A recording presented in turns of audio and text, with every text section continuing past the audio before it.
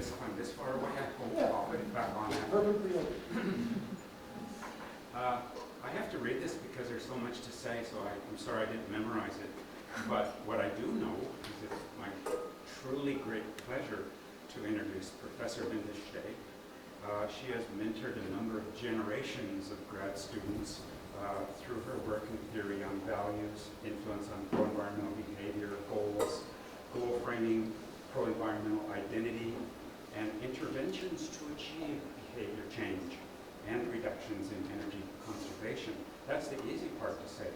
She's certainly one of the most prolific scientists in our small field, but more than that, she has published 2 editions of her textbook with somebody else, and published in Science and in Nature, and she was elected to, or however Thomson Reuters Clarivate does it, she was found to be in the top 1% of scientists around the world in the area that she works in. And I don't say environmental psychology because I give it some other name, but top 1% in the globe. She's a fellow of the Royal Netherlands Academy of Arts and Sciences. She doesn't look like a knight to me, but she is a knight of the Order of the Netherlands Lion. And she was awarded the Dutch Research Council's highest prize, which only goes to a couple of researchers in the whole country each year, and comes with an enormous amount of, I won't even say it out loud, grant money. You can ask me afterwards. And for a small fee, I'll tell you how much it was. She also has a Career Achievement Award from the American Psychological Association, and she's just completing one of the main reports for the new IPCC report that specializes. She's completing it. That means endless editing when you do it for a big organization like that. Editing and responding to many comments on the role of behavioral science for climate change, not surprisingly. So this is a big honor, I think, for the field of environmental psychology to be recognized by the IPCC and other big organizations. Like when you win an award that's open to any discipline and you win it, that's quite something. So the last thing I'll say is Linda hasn't been here for 22 and a half years since she visited my lab before. So I was quite eager to invite her back after 22 and a half years. It's time to get back here. And so without further ado, Professor Linda Steg.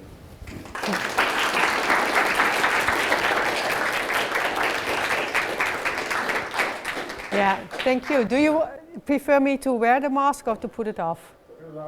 Yeah? Yeah, thanks. It's a pleasure to be here again after 22 and a half years. Much too long, because I love it. And when I was running along the shore, I thought, oh yeah, now I remember why I loved it so much. It's beautiful. Thanks for inviting me. It's a great pleasure. So my career more or less started here, you can say, because when I visited here, I was of course very young, if it's 22 years ago. Today I'm going to talk about what psychology has to do with climate change and why there's a big interest in involving psychologists in understanding and solving environmental problems such as climate change. So, one of the first reports of the assessment, the 6th assessment report of the IPCC, there are 3 in total, was released already earlier this year. And this was one of the headlines, Code Road for Human-Driven Global Heating. So basically the conclusions are not that different from the previous report, only we know it even better, and climate change is even happening faster than we thought before. So this is a big issue. You probably also know this figure, have seen this before. Here you see how global greenhouse gases emissions were increasing rapidly. And I only show this figure to demonstrate this has to do with human action. And when it has to do with human action, it means that we also need to understand why people act this way and how we can change it. And that's why psychologists come in play, and that's why a psychological perspective is also important. Not the only one, but also important. before I go any further, let me ask you first, do you think that the population at large believes climate change is happening and that it is human caused? And I will show you data from a European social survey. I think it's already 3-4 years ago. Big questionnaire studies among representative samples of the European population, not all countries, but most countries. And the first question was, do you think climate change is happening? And my question to you is, what percentage would say, no, it's not happening? You can yell it out loud. 30. 15. Yeah? 45. 50 or 15? Both. Okay, I will show you in a minute. The next question, how many of those who acknowledge that it might be happening think it's not human caused? 30? 50? 20? Quite high percentages. Let me show you what it is. So the percentage that thinks it's definitely not changing is only 2%. And probably not changing, well, it's a little bit more, but still less than 10%. It differs across countries, of course. Poland and Israel Israel is not Europe, by the way, but it is included in this survey, had a slightly higher percentages, like 8 or so. But still, you can say the vast majority thinks climate change is happening. Similar data is also available from the US. Also, the deniers is around 8-9% mostly. Well, do you think it's entirely natural process? Again, very, very small minority. So the issue is not that people don't believe in climate change. The issue is that we don't act upon it. So that is something that we focus on in our research. And there are many things that people can do to mitigate climate change. These are just some of the actions that we all could do. Produce our own renewable energy, install PV, drive an electric vehicle, eat less meat products, because it's also emitting greenhouse gases, travel in more sustainable ways, recycle, but we can also do more political behavior. It matters if we all go protesting on the streets. Well, you see it happening all the time, the climate marches, that makes a difference, because then it's more likely that industry and the governments take action. Or we can vote for green parties, making it more likely that climate policy will be implemented instead of for a party that is climate skeptic. So there's many things that people can do, and we are interested in identifying more general factors and processes that might affect all these behaviors, so that people act upon climate change over and again in different situations. So one of the factors that we consider, the factor that we often consider, are values. And we define values in the tradition of Shalom Schwartz, of those who know about social psychology, as general goals that people strive for in their life. So what they generally find important to achieve in their life.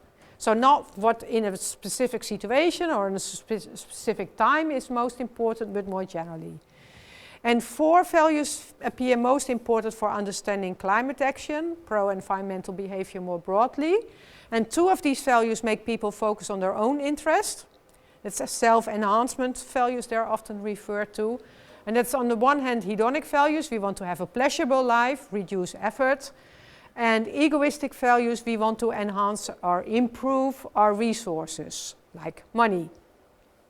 But people don't only care about their own interest, they also care about the well-being of others. So we have altruistic values, that people also want to enhance the well-being of other people, close others and distance others. And biospheric values means that people also want to protect the environment and nature as such. And what research has shown, and we have done this in many different countries across the globe, should be done more often, but we try to look into different cultures as well. And generally what you see is that strong hedonic and egoistic values are inhibiting climate action, because oftentimes it is not very pleasurable, somewhat effortful, somewhat costly, not always, right? If you would cycle to work instead of driving, you would save money. And on a sunny day, that would actually be quite pleasurable, for me at least. Maybe not in the Netherlands at least, with good cycling infrastructure.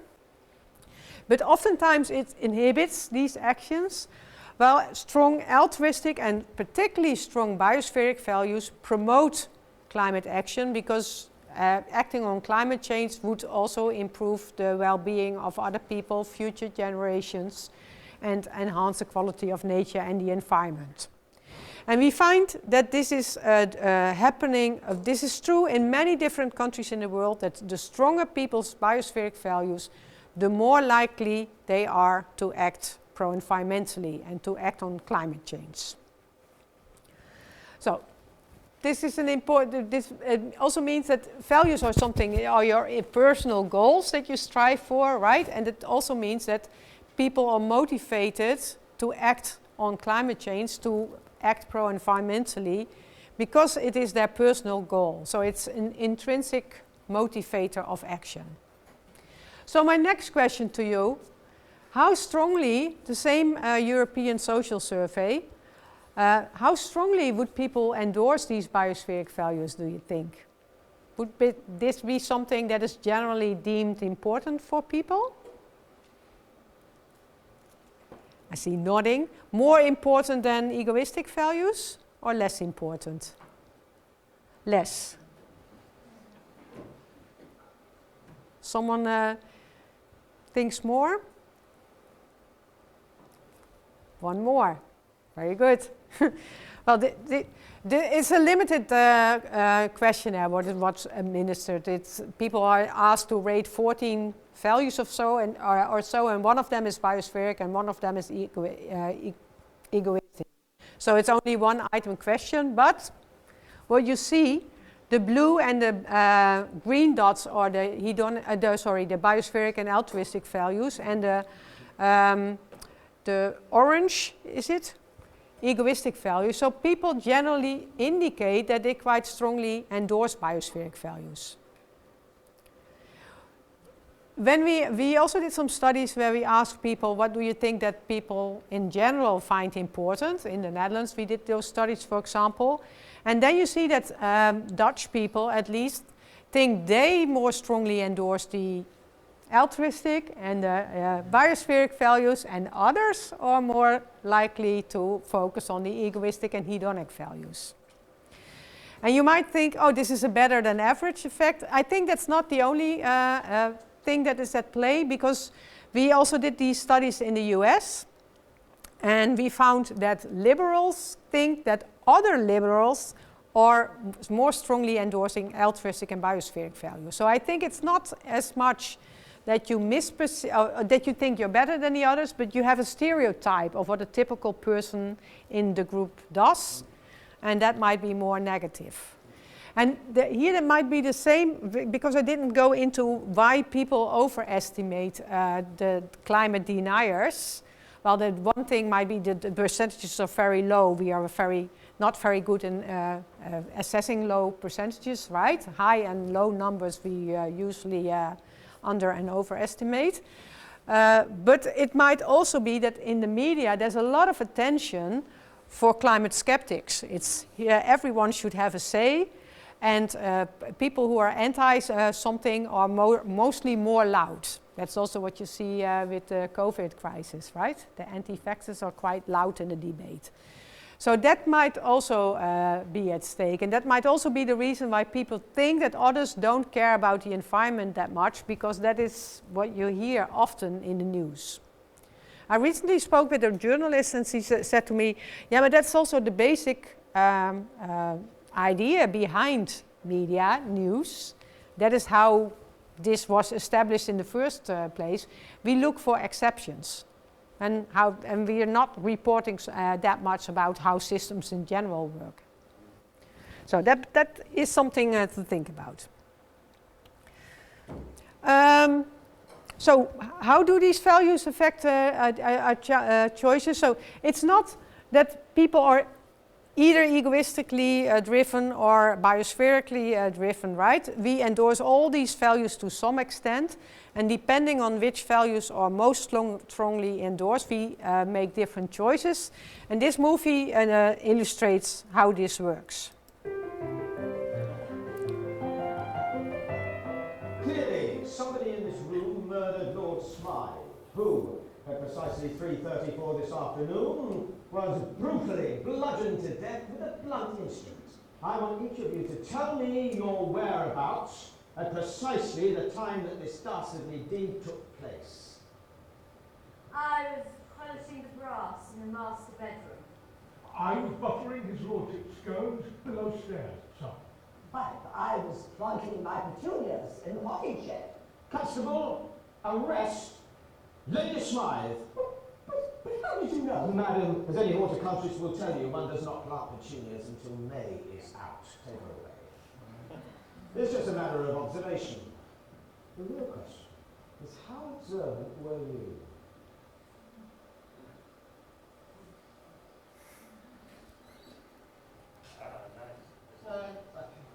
Clearly, somebody in this room murdered Lord Smythe, who, at precisely 3:34 this afternoon, was brutally bludgeoned to death with a blunt instrument.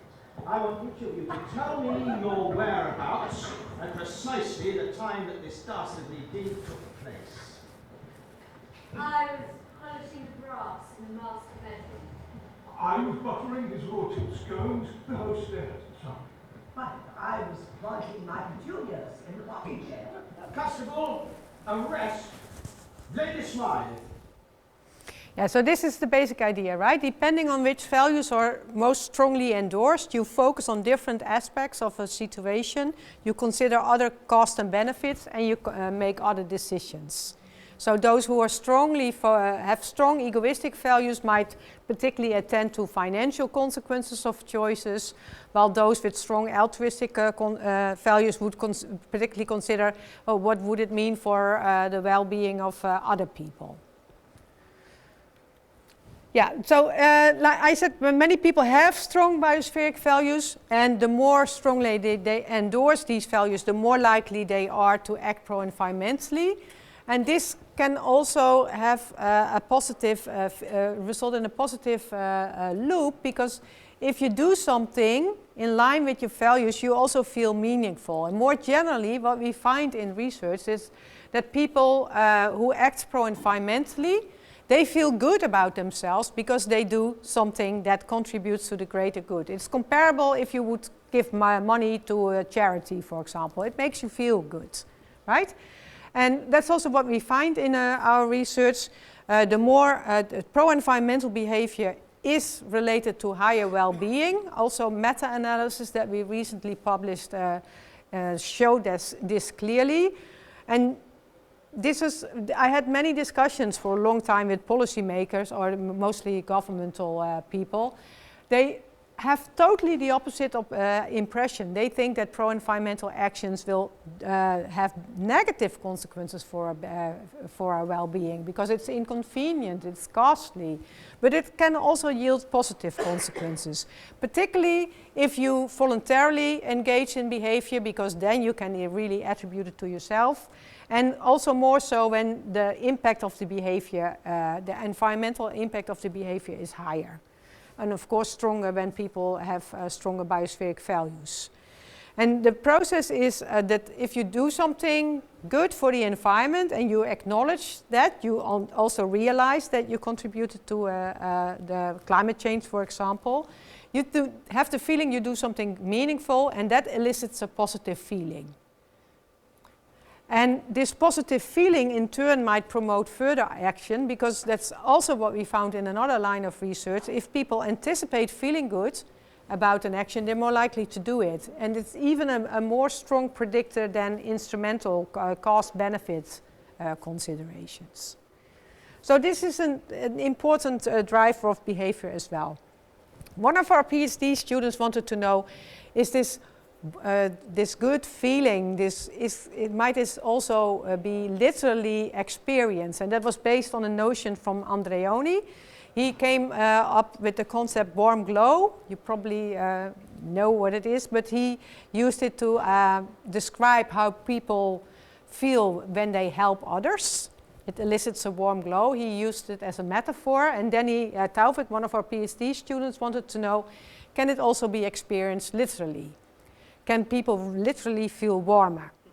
Now, that's what he did in his study. So what happened? People were put in a lab. He did 2 studies, one in a psychology lab and one in a biology lab. And the biology lab at our university is very nice because you can control room temperature. So keep it constant. And that was relevant for this study. So what he did, people completed the CO2 calculator. They learned about their environmental impact, so their score, and it was indicated how well they scored compared to other participants, psychology students in this case. And next they were asked to report the room temperature. And what he found is in line with warm glow, experiencing it literally, when people were under the impression that they acted relatively pro-environmental, they thought it was warmer in the room than when they learned they were acting relatively not so environmentally friendly. And this was true in both studies. He also wanted to see, is it then also really visible in skin temperature? So we borrowed devices from human biologists with whom we collaborated in this project. And he found an effect in the first study, but only among female participants. The first study had more respondents, so we had more power.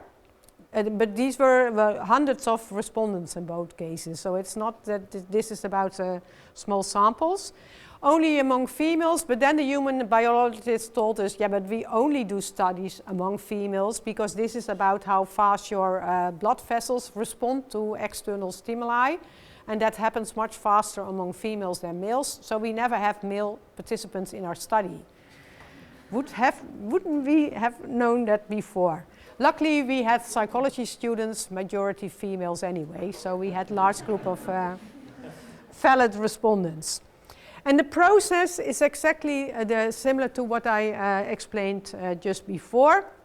When you realize you acted relatively pro-environmental, that reflects positively on you. You feel good about it. You think that elicits a positive self-signal, and that makes that you think it is warmer in the room.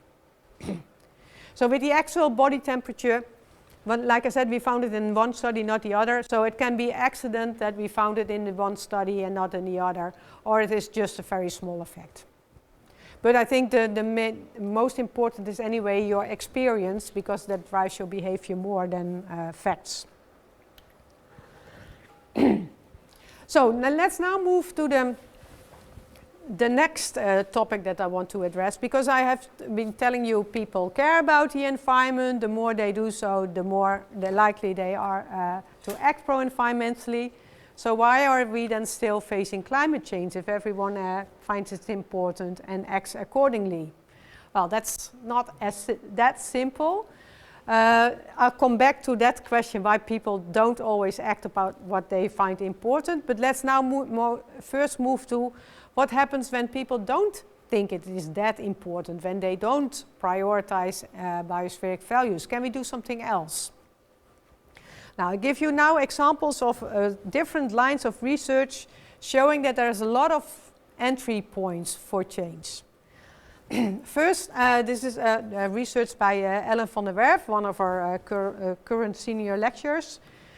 She looked into the role of environmental self-identity, which we define as the extent to which you see yourself as a pro-environmental person. So your self-image as a pro-environmental person. And what she found, not surprisingly, the more strong your biospheric values, the more likely you are to see yourself as a pro-environmental person. And if you do so, you are also more likely to act pro-environmentally, because we are keen on being, or at least appearing to be, consistent. We act in line with how we see ourselves. But environmental self-identity is not only dependent on values, also depends on past behavior. Self-perception theory is an old notion proposing this already. So if you realize you acted pro-environmentally in the past, you're also more likely to see yourself as a pro-environmental person and act accordingly.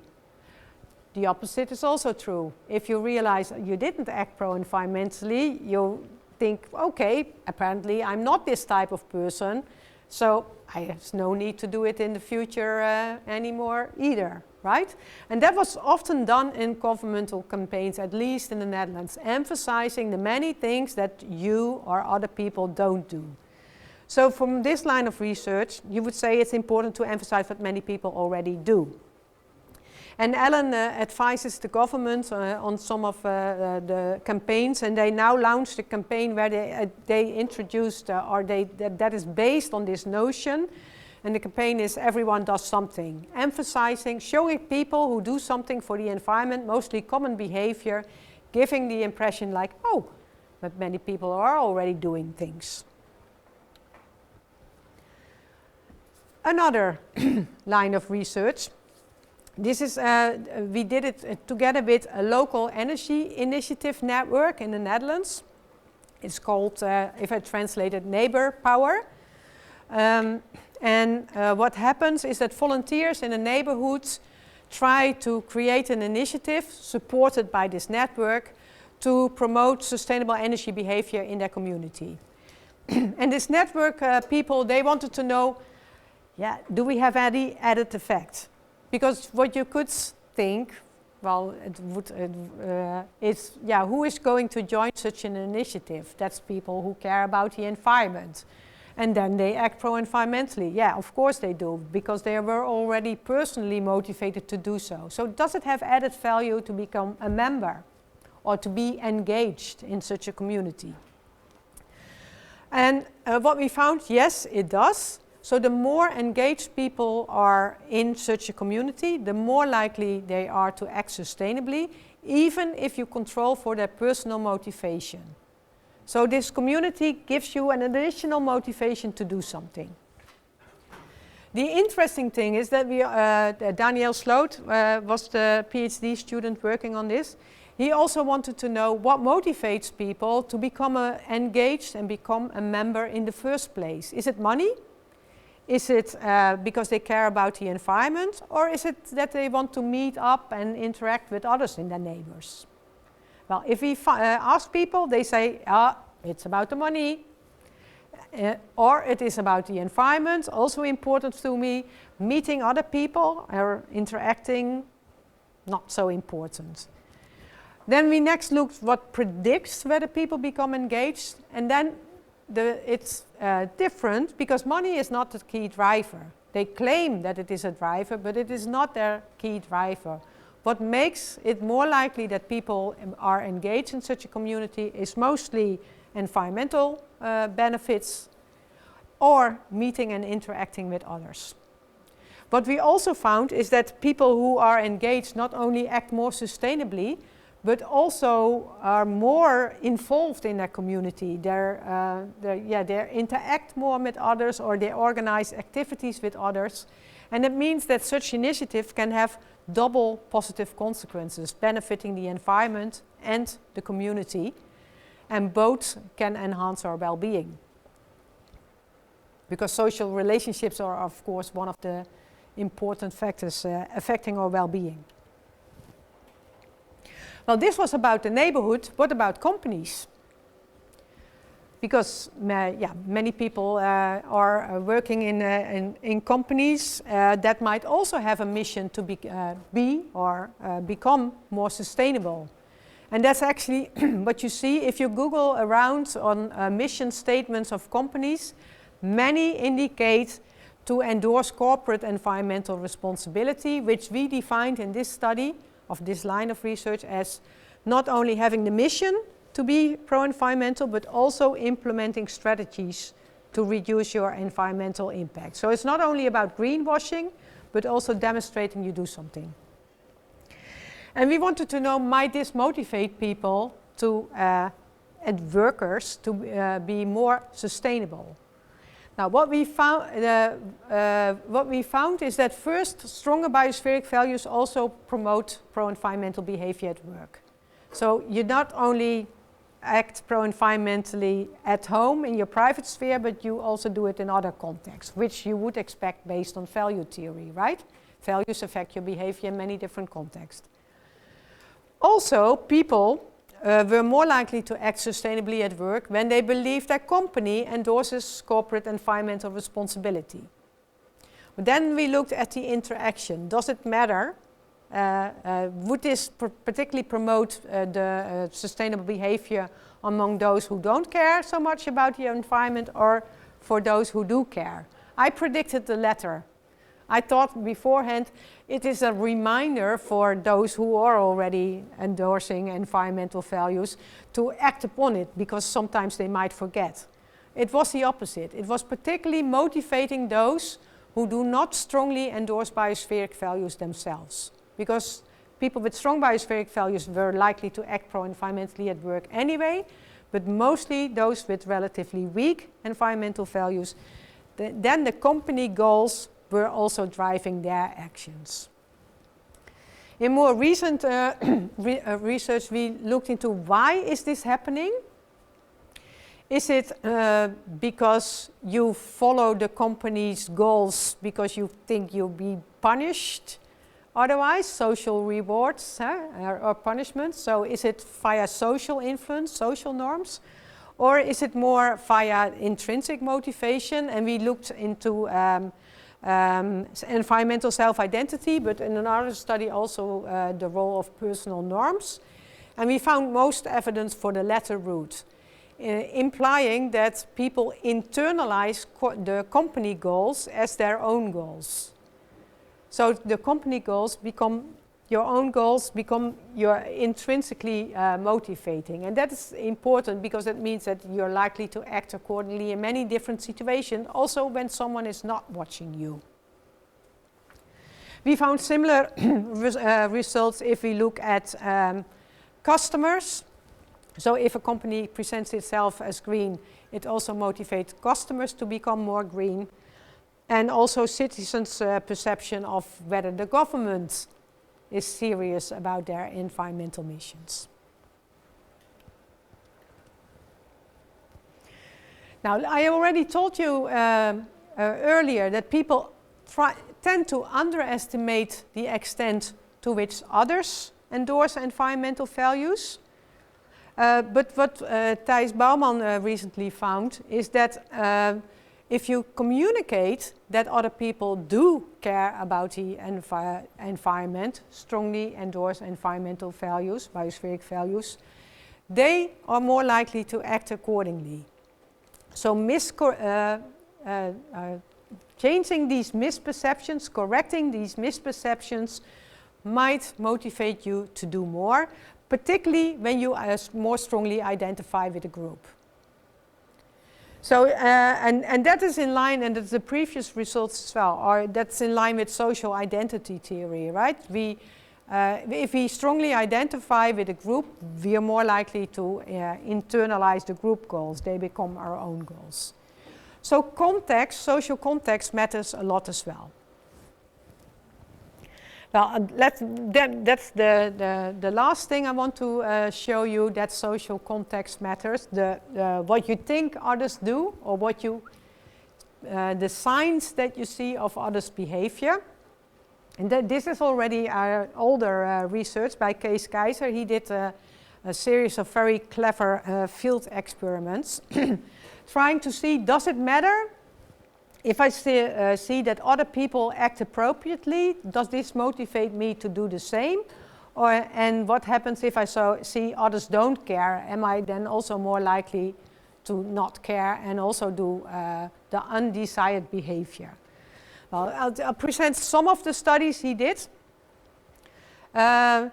So it is similar as the studies on descriptive norms that Cialdini and colleagues did, but the difference is that we don't see whether people imitate, copy the behavior of another, but if you see that when other people don't do the right thing, if it makes you less likely to also not do the right thing, but in a different way, considering a different behavior, right? So it's not just copying.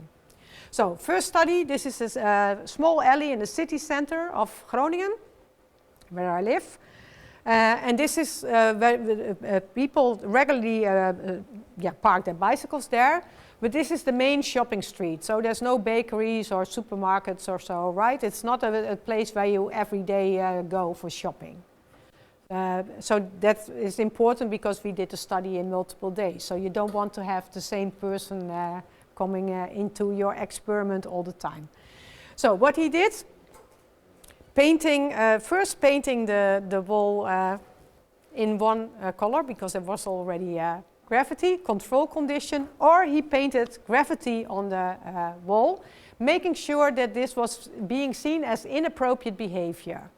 He received lots of emails of graffiti artists saying graffiti is not a violation of a norm, graffiti is art. Well, we don't think this is art.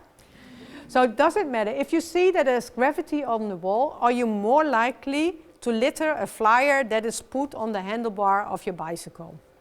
And it was put on a place that is very uncomfortable to cycle with, so people had to decide to do something with the flyer. Does it matter? It does. So in a clean environment, 33% littered the flyer, but if there's gravity on the wall, it doubles. So if you see others don't do the right thing, you're also less likely to do the right thing. So he wanted to see how far reaching this effect was. So this was one of the most extreme experiments he did. Stealing. Would people steal an envelope hanging halfway out of the mailbox with €5 in it? It was not real €5 bill yet, because that would have cost him a fortune. He found a clever way to copy it. It's not easy. And you need very old-fashioned copy machines. But it looked real enough. So would people steal this envelope, and would it depend on whether there's a clean environment? And he had two conditions showing others don't care. One was gravity on the mailbox, others was litter around the mailbox. Does it matter? Yes.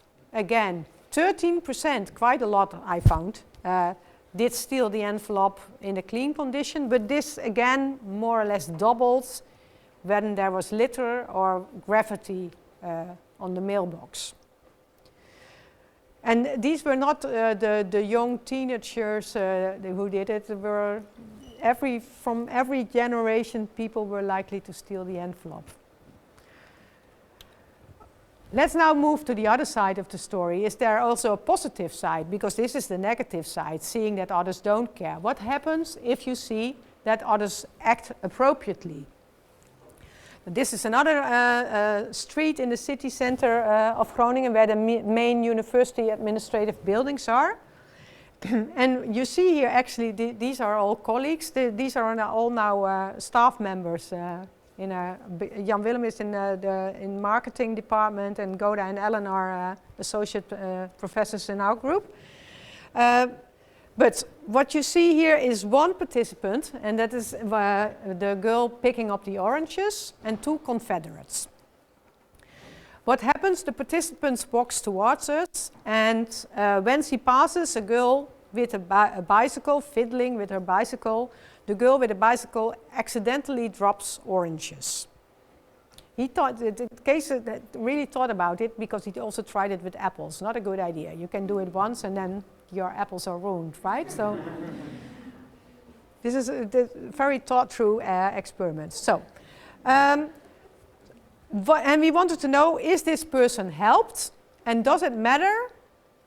Does it vary depending on what happened before? And what happened before was either control condition, nothing, or you passed the person who dropped a soda can and picked it up again, demonstrating I do care, I do the right thing, I act appropriately, I pick up my own litter.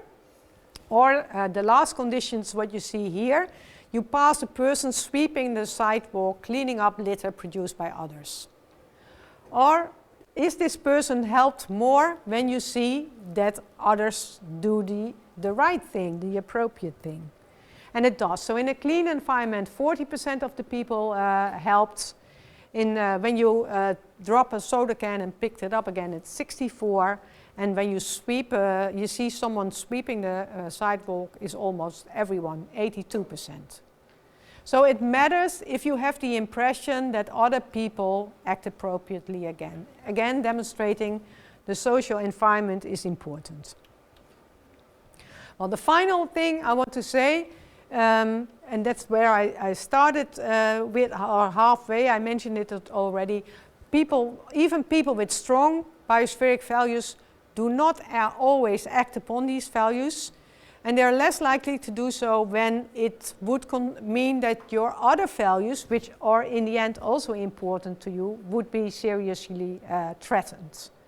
So if you, in the Netherlands, there's a lot of speaking about that we want to transition away from gas. We use gas for heating our house. Well, if you want to do it in a proper way, you might need to invest 20,000 euros in your home.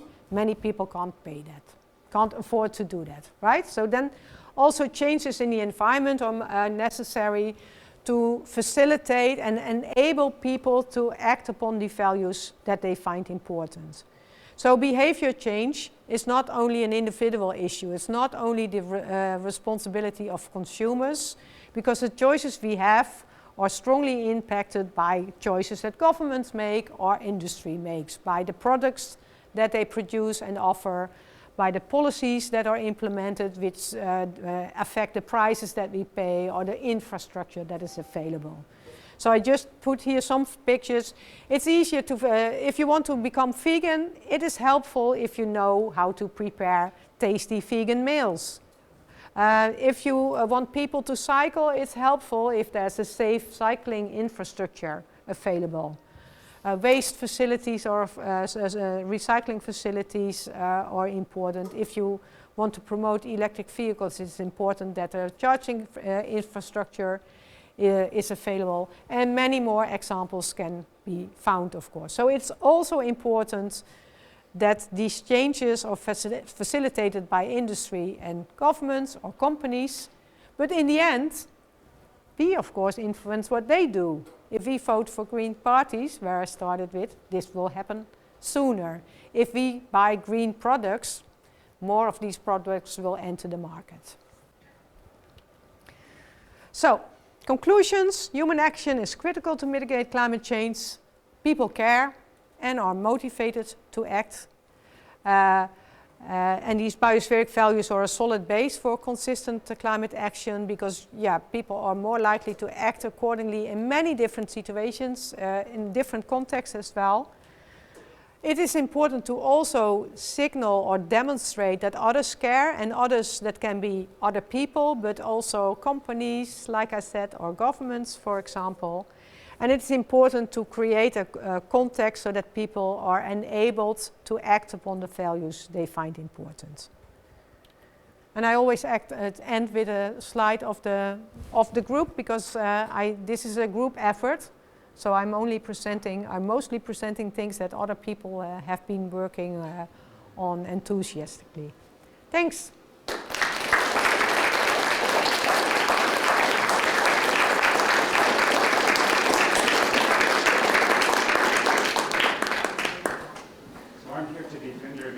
Hostile questions, which I don't think is going to happen, but I'm sure she can handle them herself. Hi, so thanks for the talk. It's really wonderful. I think a lot of the talk about environmental issues can be very scary and fear-based. What is your opinion about how more hopeful messaging? Do you find that helps change people's behavior? Nice question, thanks. We just are about to publish a paper on that. Together with Tobias Brosch is the first author. Fear appeals are tricky. They are important to create a sense of urgency. But if people don't know how to reduce the threat, they might be counter-effective because people get paralyzed and don't do anything at all and only become depressed even. So negative effects for well-being, while they don't act either because they think everything is useless.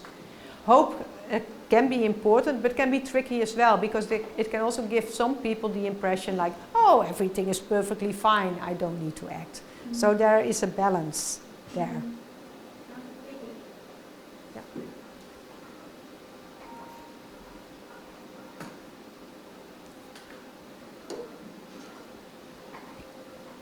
Thank you very much, Dr. Steg. This is kind of a question of comparison between, say, North America and Europe, or specifically the Netherlands. As far as public promotion is concerned, let's call them public service announcements versus commercial advertisements.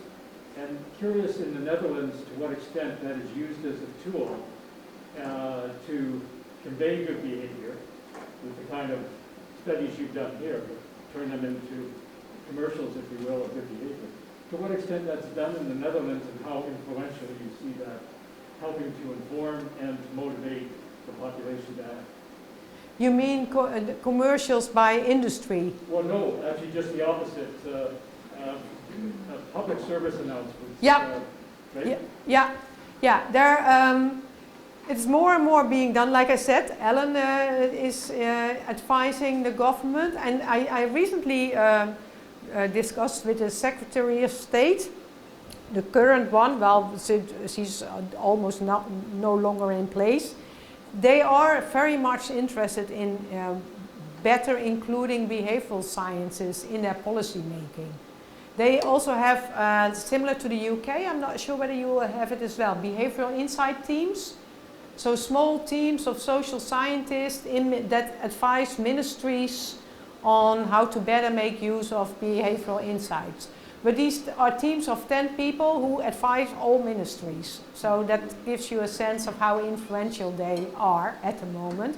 So there is interest, but not systematically implemented yet.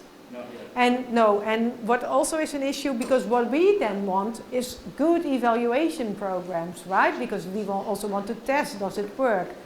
And they're not always very keen on doing that. The governments aren't. No, because they are afraid that the result might be negative or null results, and they only want the positive stories, of course. Yeah. So it's growing, but not extensively yet. Thank you. Yeah. On the topic of those adverts we were talking about, I like the idea that we can try and motivate pro-environment behaviour by telling people that they're already doing things which are good for the environment, so you can give people the right sense of identity. Is there any worry of stuff like tokenism kicking in, to where if you tell someone you're already doing the right thing, they might think, oh great, I'm done. Yeah, nice question as well. So is it negative or positive spillover? I think that we know, when we tested this, if there is the relationship between behavior and policy support was this study about, but there's similar work by John Teugesen for behavior to behavior. If you engage in behavior because of environmental reasons, then it's less likely that you feel excused to no longer do something before, because the core motivation is still there. So the studies that Elliot Sharp recently published a paper on this, the studies that show negative spillover is mostly because the different behaviors were rooted in different types of motivation. So there's not the same core resulting to both. I guess what I'm curious about, because the adverts that they actually play, the way they kind of portray the behaviour, is the idea that it's like you're accidentally doing it, so fantastic, or is it like these small things are doing No, and one of the manipulations that Ellen uses in her research is that she asks people, but not out in the face, in a subtle way, what do you do to what extent do you do these behaviors for the environment?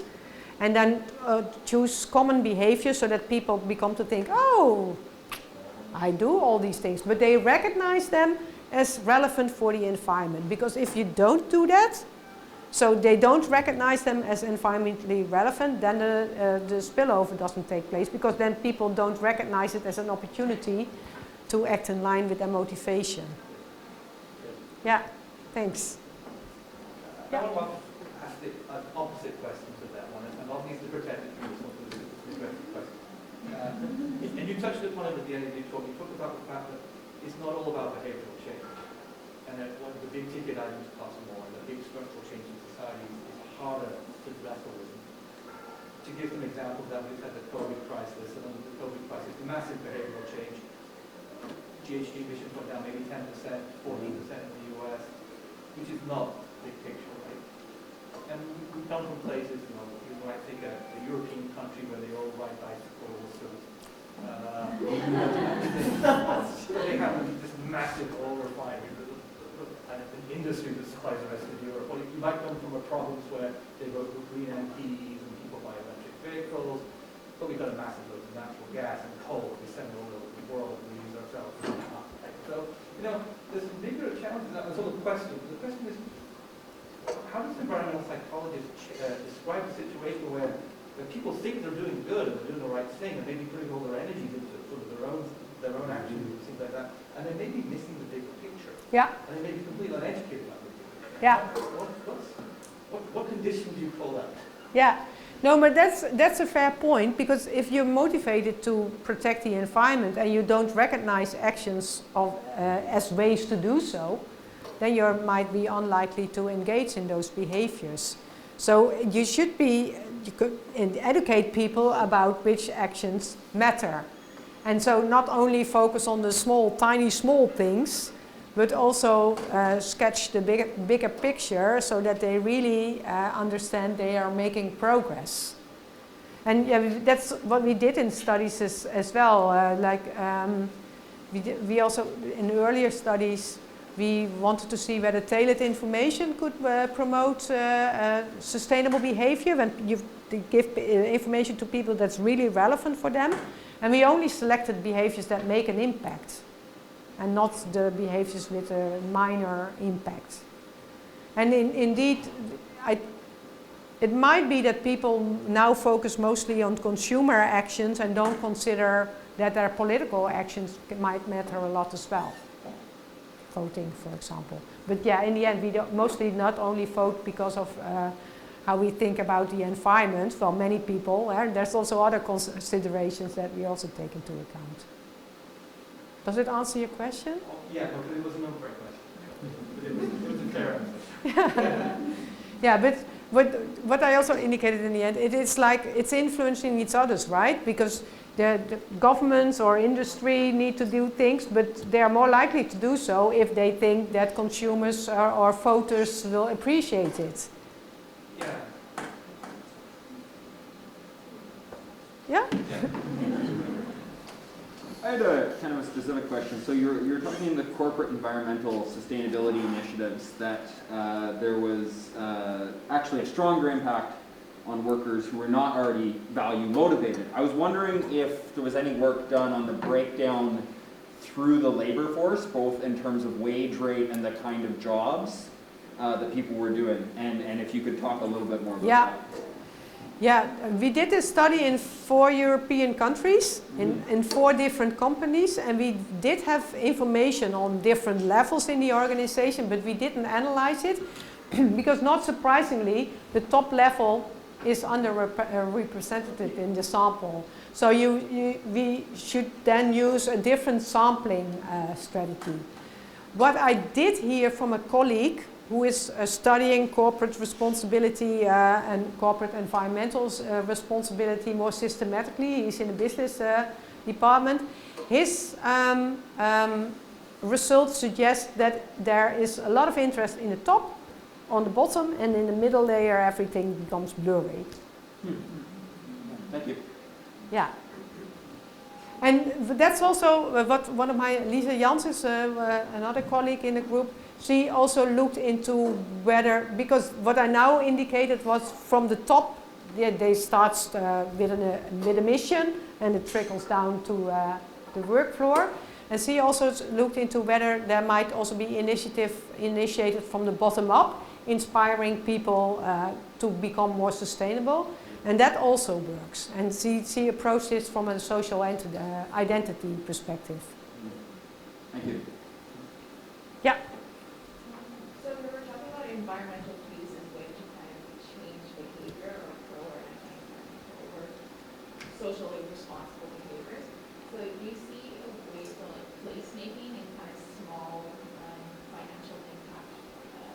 things that like municipalities can do in terms of trying to sway people towards more pro-environmental behaviors within their kind of day-to-day lives?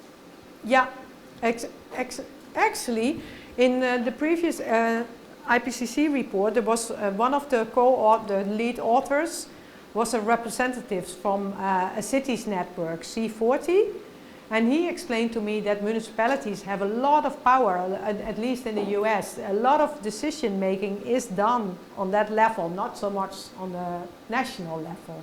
So they have also a lot of power of changing infrastructure before, for example. So that is one example. Another example is what my own municipality does. They're working on a sustainable energy transition. Like I said, trying to get rid of gas.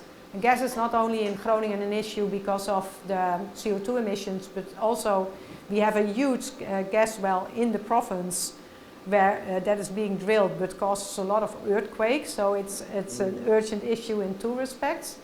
And they also have local approaches. So they approach different neighborhoods and develop strategies that work best in that neighborhood in a participatory manner. So, and that can also be very important if people have a say in the decision making and how their new living environment will look like. Acceptability levels are also much higher. Yeah. Yeah. Well, my question is, given that we are increasingly really down to the wire in terms of decarbonization and these broad transformations, I'm curious what you see as areas that behavioral science might so far have neglected, or questions that you feel like behavioral science should expand into to address some of the questions and problems that haven't yet been really solved, especially when it does come to terms of large struggles of power and these kind of large-scale obstacles. Yeah, yeah. Nice question. I have been thinking about that a lot. And I got a lot of new ideas by being involved in the IPCC because it really broadened my perspective. I can say different things, but one thing I think that we can also apply our approaches to different actors. I have been looking for political scientists to understand, to see what they study about what motivates policymakers or governments. And the ones that I know, but I didn't look very systematically, I need to admit, but the ones I know that study mostly acceptability of policies, what we also study. And not how this power play and how these mechanisms work and how this lobbying work. I think that is an important issue. And I think our approaches could well be applied there. Another thing where we started to work on with the money that I thankfully received from our National Science Foundation is what you often see is that we ask people about single solutions. Like an energy transition, we ask them, do you want wind? No. Do you want big solar fields? No. Do you want nuclear? No. Yeah. Gouda has a very nice picture of someone protesting in Groningen, and basically the sign says anti-everything. Well, then we will have high temperature increases, but that's also not what people will want, right? So I think it's also important to look more into different future scenarios and make people aware of the fact that trade-offs need to be made and examine which trade-offs they are willing to make. And there's now some research into where people are asked to build their own future scenarios. There's groups in Zurich, in Geneva and in Cardiff that did this, but I think we can follow up that more systematically and also understand what drives these type of preferences. Yeah, we submitted a proposal to the EU for that, but they didn't want it. So now I'm doing it myself. Let's give her a chance to answer. I was wondering if you have any studies that show the effectiveness of communicating actions that can both help the environment, but also one's personal health. So I was just thinking like pesticides that are detrimental to the soil, which, you know, a massive problem Yeah. environmentally, but also are increasingly linked to rates of cancer, dramatically increasing in people. So just wondering if you have any studies that have attempted to communicate that it's both, like if you avoid pesticides, you're actually helping yourself as well as Yeah. the planet. Yeah, so emphasizing co-benefits, right? And health is one of them. I know one study that did so in the US, communicating environmental and health impacts of energy savings, I think it was, versus financial, and then environmental and health works much better. And there's now an interest, a big interest in health psychology, also looking into environmental issues. And the other way around also. So there will be soon, I can send you the call, a special issue, call for papers, trying to see how both disciplines can better work together and achieve better results or integrative perspectives. Because one of my colleagues is a health psychologist, and I noticed that our approaches are very similar, but also different. And mostly health psychology is further developed because they already exist longer, but they also overlook many things that are very prominently studied in environmental psychology that were never an issue in health psychology, but now become an issue. Like that collective health, like we see with COVID. That's the collective perspective has always been studied in environmental psychology and can benefit health. So I think there's definitely ways to benefit both by working together. Yeah. Sorry, another question over here. I was wondering if you've noticed if there's any difference in like the pro-environmental behaviors and beliefs between different demographics of people, and then if there's any research to show how you can bring those different demographics together to kind of agree on the same thing. And thanks, nice question. We did study to what extent these values are related to social demographics. So are there particular groups that are more likely to strongly endorse biospheric values? And there was a huge data set where everything becomes significant, like we discussed during the dinner. But if we have a range of social demographics, so gender, income, education level, where people live, urban or suburban, rural, whether they have children, and these together predict like 8–9% of the variance, so not much. So it's not that you can easily label a person as a biospheric type or an egoistic type.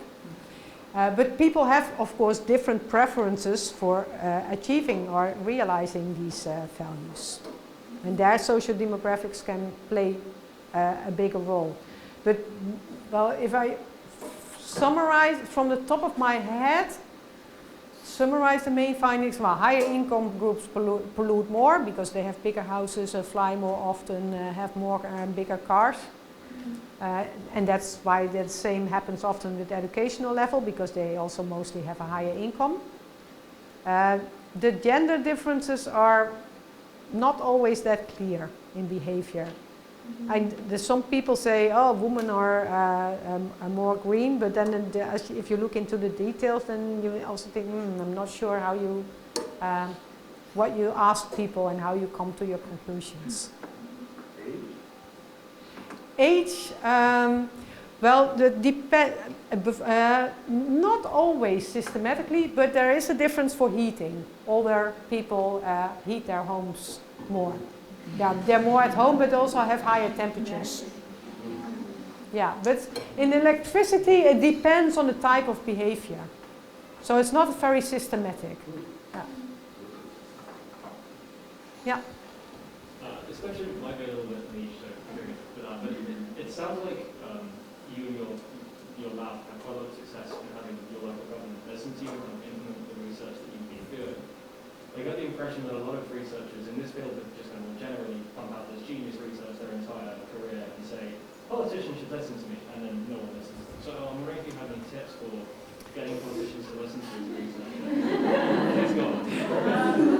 shall I tell you what sometimes happens to me if I give talks to people from government and politicians, like the data like this, that some of them say, I don't believe it. Well, if you know how to convince them, let me know, because then I'm out, like, okay, well, if this is not convincing you, I don't know. I think we as environmental psychologists can also better think about how to communicate our findings to these audiences. That's also not what we prominently did. That is also where we now invest in for the same price. I got the prize also because of the societal impact, so I can use it to do things for that can enhance the impact. So what we did is we hired a communication person, but not like a normal communication person that we already have at the university, but she looks into novel ways to communicate findings. So she developed a game that basically explains the main theory that we developed and tested in the project to demonstrate to practitioners how they can deal with emotional responses to new solutions. And we have a theory about it, and she developed a game that communicates this theory, and by playing the game, people learn how to apply it in practice. Well, I'm thinking about those type of things. So novel ways, and I'm not sure where she comes up with, because this is totally not my talent, but you will see in the next years. Yeah, but I think that is also something that we can do more, and it's now happening more as well, like Bob said, in the IPCC, there's also a higher interest in behavioral scientists. So I'm now not the only psychologist involved. I think in total, in our part, so there's working group 3, there's at least 3 of them. And at least 10, I think. There's even a full chapter on demand, indicating there is interest in this. And the IPCC reports, they don't review it, they assess the literature, and the conclusions need to be policy relevant. And that is also something that we need to work on, because we oftentimes, and I also mean me, stay very conceptual. Yeah, it should also be hands-on advice. Yeah? As you mentioned before, that most folks aren't necessarily going to act on like environmental values if it injures the person, whether not having the finances or injuring livelihood. I was wondering if, like, in any of your studies, where the motivation comes from. I'm going to use the example of like all of the divestment initiatives like across the world,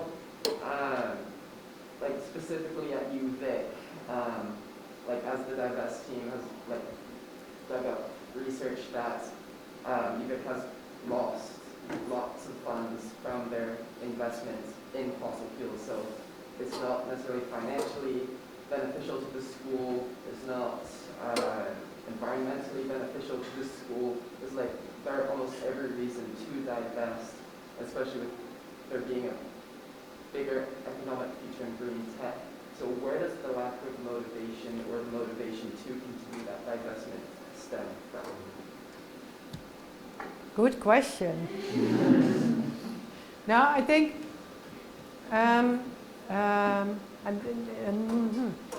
there's always more at play, right? You might also say, why didn't the COP succeed? Or there's positive and negative stories about whether they succeeded or not, right? Because many things happened, but not fast enough, probably. But it's not only about what is good for the environment or what is in the end maybe good for the economy, but there's also a lot of lobbying going on and vested interests that defend their interest.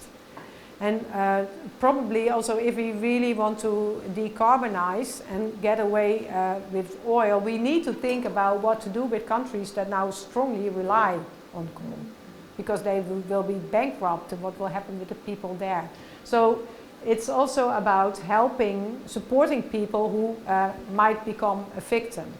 That might also help to make the transition happening. And that is actually what happened with the COVID crisis, right? Because, well, in the Netherlands, many things were shut down, but companies that were shut down could ask for support for the government and mostly received this, so that they would still survive. So things like this would be needed. And despite that, huge amount of monies were spent and still economic growth is happening. But I'm not an economist. Yeah. Sort of building off the past couple of questions, we have this sort of issue in BC right now where the majority of people living here think that we need to stop logging old growth, and we're electing politicians that think we need to stop logging old growth, and they get elected and they say we need to protect old growth, and yet old growth is still being logged. And sort of based off the past couple, like when politicians aren't listening or industry is overpowering logic, and everyone agrees and everyone's voting, and yet the change still isn't happening, do you think environmental psych still has a role to play there, or do we need to step back and let other experts step in and talk about solutions? I think that always other experts are needed as well. Environmental psychology will not come up with a silver bullet. It's really, the question is so complex. We need expertise from different disciplines. But what I do think is that it overlaps with the question that you were asking. It is also important to understand how these processes work. And I think that environmental psychologists might come up with perspectives to study why this is happening. I think our theories and approaches might be relevant to understand it. Political scientists probably as well, or institutional, but is there a discipline? The sciences that, that study how institutions work might also, sorry? Yeah. That's the word. Thank you. Yeah. No, but so I think there's different perspectives, and that we can learn from each other as well. I have been involved in many interdisciplinary projects, and in the start it's always difficult because you speak totally different language, and you might think the other person is crazy because it doesn't make sense. But after you speak each other's language, you mostly get very new ideas as well. Yeah. How do you think private spirits or behaviors can feedback with more political behaviors? Can be? And like interact with more yeah. political behaviors? I think that you can promote both if they are rooted in the same motivation, and if people recognize them as relevant for their motivation. And that is what Elliot Sharp recently looked into. So is it that people, if people acted pro-environmentally, do they feel excused to not support policy anymore, or the other way around? And he only finds positive effects and positive correlations between these behaviors. And this relationship exists partly, at least, because they are rooted in the same motivation. But people should recognize them as relevant for this motivation. Yeah. So you can use those sorts of models to promote political behavior as well as... Yeah. And that they also have been applied for both. Yeah.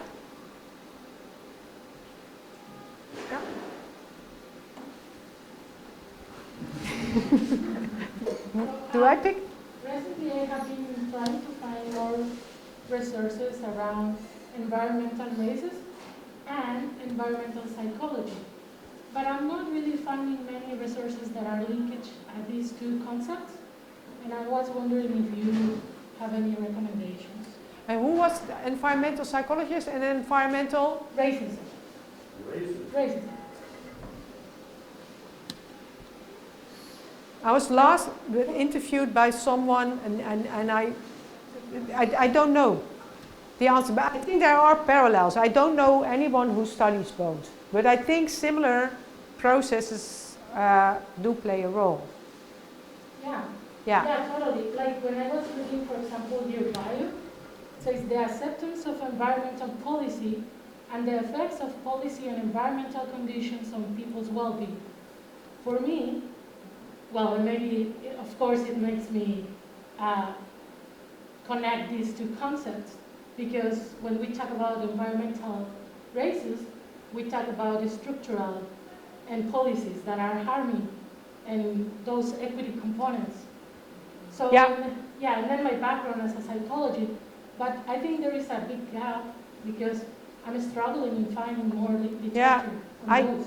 I only know people who study the relationship between environmental issues and feminism, but not with racism. But that doesn't mean that it doesn't exist. But I didn't come across it. Maybe you? You see far more papers coming by than... At least you saw far more papers coming by.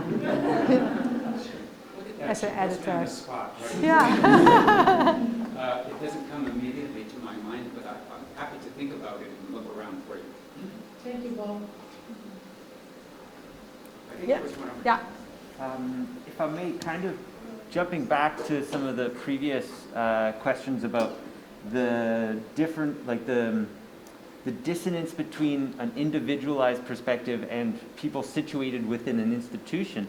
I'm wondering if you have any thoughts or if you've come across anything about how people navigate their own agency and knowledge and ability to come across what's possible. So like how people are sort of developing an understanding of how they can affect change. And that is, so like, you know, are they thinking like, all I have that I can do is buy organic, or I can like help stop pipelines being developed in the broader sense? And so, I don't know if that question really came across as a question, but like, have you come across any information about how people navigate the dissonance between themselves as like individual actions and collective change?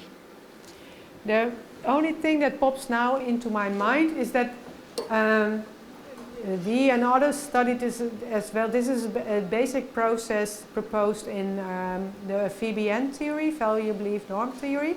Their proposition is, and there's evidence for this as well, also experimental evidence, that the more people are aware of the fact that their behavior causes a problem, the more likely they think that if they act, they could reduce this problem. It's, some call it outcome efficacy, others response efficacy, but the more you think you have agency, that your actions matter.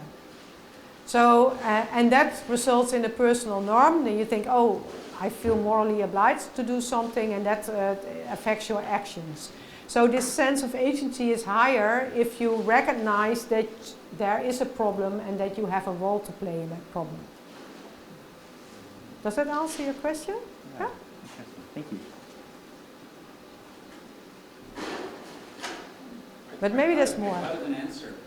I don't know if it's overt racism, but we know that the less money you have, you end up living in the least desirable places. Least desirable places often are threatened by environmental hazards of flooding or toxic materials or whatever. So certainly there's no doubt that the world works against people who have less money, which often is people of color, because they end up living in threatened areas more than other places. And that probably needs more attention than it's getting right now. Yeah, and we have 43 long-term drinking water advisories in indigenous communities here in Canada. For me, I'm originally from Mexico, and for me it was shocking like to come to Canada, first world, rich world, and having this like this situation, right? And for me, it's not a casualty that is happening in indigenous communities, like to not having access to clean water. So that's kind of like an example of environmental racism. But also, it's not only about policies. I'm thinking also as a psychology how this is related to behaviors, beliefs. And yeah, it's good to have this conversation, I guess, as well for later maybe. I know there is literature, now you inspire me, on developmental pathways. That's a prominent storyline in IPCC reports as well. They try to identify pathways, future scenarios that not only benefit the climate, mitigate climate change, but also has positive consequences for developing countries, for SDGs mostly. So, and there the idea is also, it can't be that mitigating climate change means that people become even more deprived. Because that is already happening, of course. The climate change has most negative effect for those people who did not cause it in the first place. So that type of research is also available. That might be relevant. Thank you. Yeah, well, to be honest, I have been also thinking, of course, from a critical side of it, like if we are abusing of this concept of climate change in order to avoid the accountability of some actions, like how those behaviors, humans have a responsibility of some changes in the climate. It's not that climate change came from the time, here it is. And you started to talk about that, right? Like behaviors and how we are influencing these changes. So every time I'm listening, oh, climate change. And it's like, what about like also the human behavior? But how we can put it in that community conversation to really come up with a collective change. Because if it's this abstract concept, it's not really anchored the responsibility on human individuals and then the collective, right? But yeah. It's just the overuse of climate change, how responsible it is or how unresponsible maybe. Yeah, no, but that was the main conclusion of the 1.5 degree report, that ended up in the summary of policymakers at least, is that also if we want to mitigate climate change, everyone needs to act. So you can't blame the consumer, but you can't also blame the financial sector. Everyone needs to act at the same time, and that makes it tricky. And if we go slightly sideways from that to people with other challenges, there's a burgeoning literature now, since it's psychology, in the mental health aspects of climate change, just particularly among younger people who see a long lifetime ahead of them and what's going to happen over a long period of time. So this is something that's developing within environmental psychology, with more emphasis on mental health aspects of climate change. Yeah. Maybe one more, since I think we're probably getting about to the end of questions, if there's one more. And if not, I really want to thank you. The room came out to be the perfect size. Yeah. Thank you. We know not overcrowded or undercrowded, which is good environmental psychology. Thank you very much for showing up and paying attention to this topic. Yeah, thank you.